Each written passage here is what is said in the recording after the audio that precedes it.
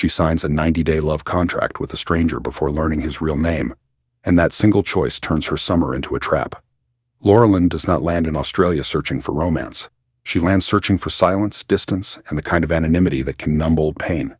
Yet someone sees her the first night, studies her like a prize, and begins arranging coincidences around her.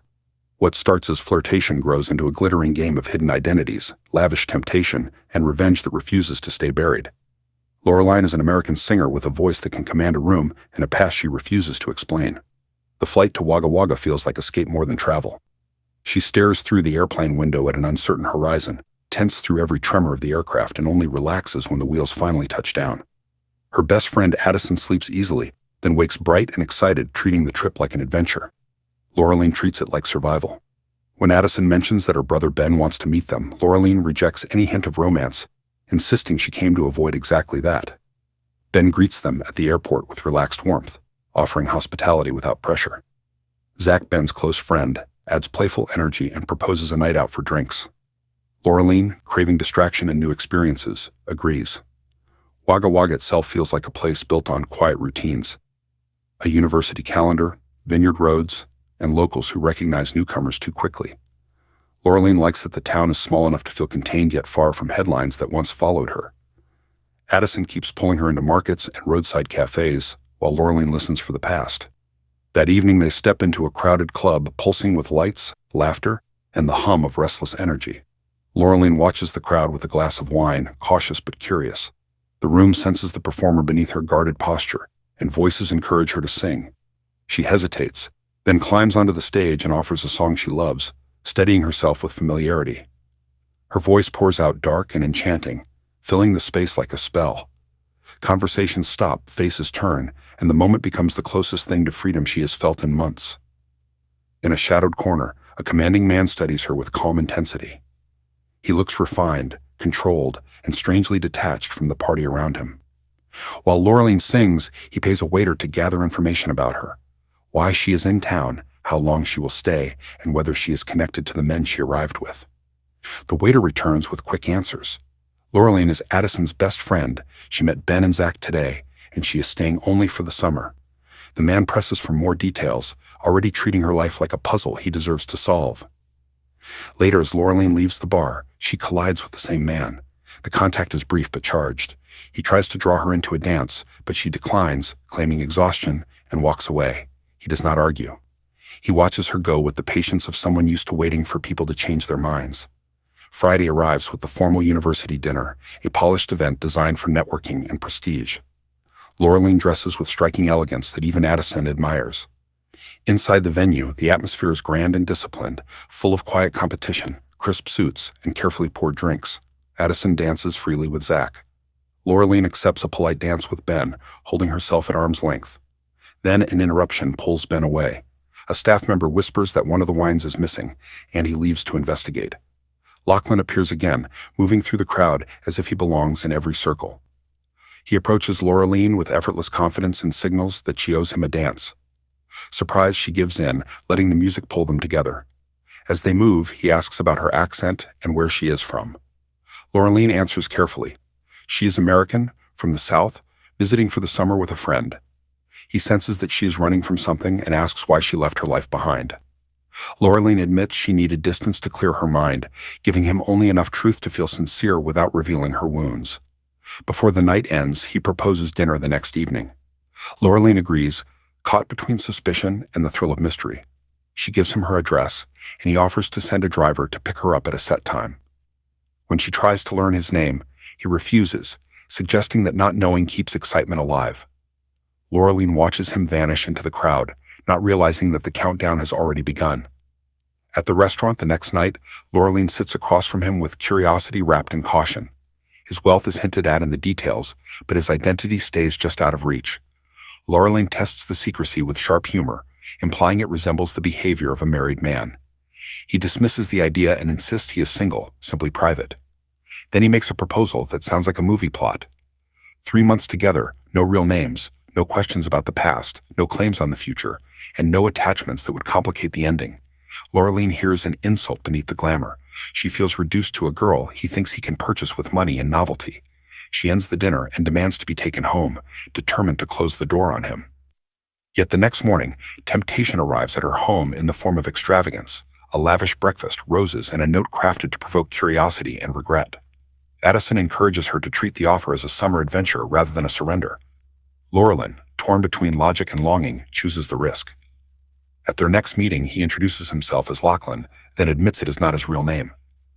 Loreline answers with her own mask, calling herself Paige Beckett, and even plays at being 17 before conceding she is 22. The falsehoods feel like armor, letting them move closer without surrendering control.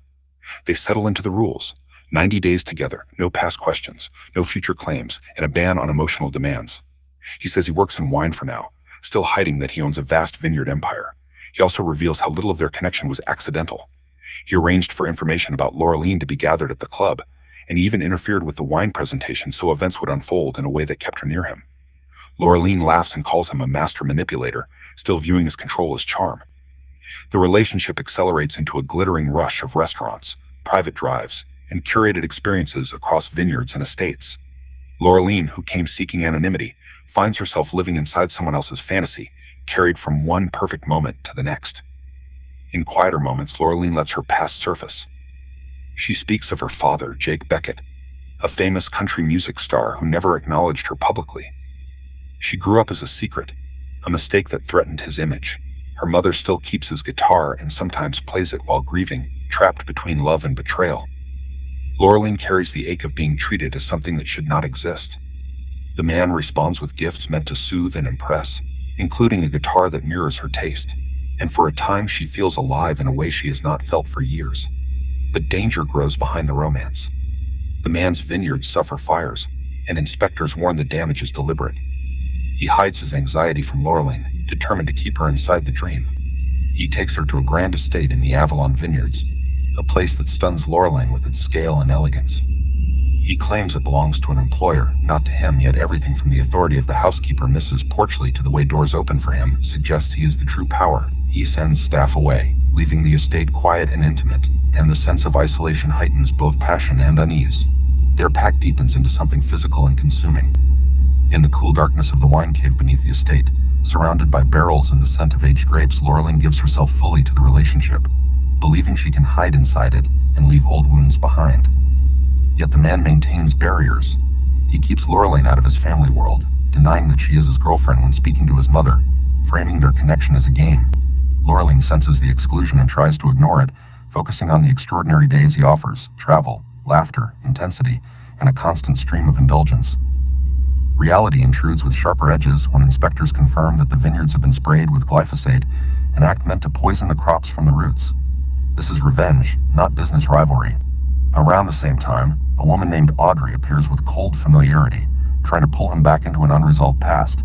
He rejects her, but Audrey mocks him by pointing out that Loreline does not even know his real name, implying that the romance is nothing more than a controlled illusion. The conflict leaves a shadow over the fantasy, and Loreline senses that she has stepped into a situation she does not fully understand. On his birthday, the man visits his parents and leaves Loreline alone at the villa. Loreline passes time by practicing difficult pole dance moves, channeling anxious energy into discipline and movement. In that private space, she feels both free and exposed. Then she notices a stranger watching her. A well-dressed woman stands at the doorway with sharp composure. The woman identifies herself as Audrey and claims to be the man's wife. With chilling certainty, Audrey orders Loreline to disappear, abandon contact, and accept her place as a temporary indulgence. Audrey insists she will endure her husband's moral flaws to keep her children and family intact. The claim collapses Loreline's world. Every secret and rule suddenly feels like proof that she has been manipulated into the margins of someone else's life. The contract, the fake names, the refusal to meet family, and the staged luxury all transform into evidence of betrayal. Loreline feels humiliated and disposable. Before dawn, she begins packing, determined to leave without waiting for explanations and to end the relationship without giving her heart another chance to break. When the man returns, expecting warmth, he finds Loreline crying over open suitcases. She tells him Audrey came and claimed marriage. He reacts with shock and insists it is false, but Loreline cannot trust him. To prove the truth, he calls his mother and confirms he has never been married. The call also reveals his own pattern of concealment. He had told his mother that Loreline was ill, keeping her hidden even from family who might have accepted her. The layers of secrecy make Loreline feel even less certain. After the call, he explains that Audrey is not a wife but a stalker who has haunted him. Because he travels constantly, she cannot always reach him, so she attacks what she can. His vineyards and his peace. She set fires and poisoned trees to force him into the open and insert herself into his life again. Loreline realizes the agreement she accepted pulled her into real danger, not just emotional risk. In the aftermath, masks finally drop. Their relationship becomes honest, no longer driven by the countdown or anonymity. Loreline learns his real name, Jack Henry, and understands he owns the Avalon Vineyards. She allows herself to love him openly, without pretending it is only a game. The next morning, Loreline cooks breakfast, a simple act that suggests she wants something ordinary and lasting. When he leaves for the vineyards, she holds him tightly, as if she already senses loss. He believes tomorrow will come with the comfort of routine and that their time is secure. Loreline knows the 90-day mark is near, and she cannot endure the official ending. She fears looking into his eyes and discovering that her leaving will not wound him the way his leaving will wound her, because the relationship began with rules designed to prevent vulnerability. So she chooses disappearance again. She leaves a day early before the countdown expires, hoping to protect herself from the final moment. She leaves behind the guitar he bought for her and a letter confessing that she felt deeply in love against their agreement. She explains that she could not bear to say goodbye face to face and risk seeing indifference. She claims it is her turn to keep a promise by stepping out of his life, even though it hurts. Back at the villa, he returns earlier than planned, eager to share the last evening and senses absence before he reaches the hallway. Mrs. Porchley reports that Loreline left at dawn, assuming he had gone with her to the airport. He rushes to the bedroom and finds the guitar and a folded letter. Its message cuts deeper than any sabotage. Loreline admits she broke the rules by falling in love, and she fled because she could not face a goodbye that might reveal she mattered less. As he reads, every earlier decision turns sharp, from the false names to the way he hid her from family and treated secrecy as romance. He drives toward the terminal with panic rising, but the timing is merciless. Loreline is already airborne with Addison, returning to America with her heart bruised and her voice intact. He is left behind with damaged vineyards, a stalker still at large, and the knowledge that control can stage moments but cannot build trust. Their 90-day experiment ends without closure, leaving both of them changed and neither of them healed. The final scenes linger on scorched fields and quiet rooms, hinting that danger and desire have not finished colliding. A sequel promise hangs over the horizon, suggesting that truth, not fantasy, will decide whether they ever meet again.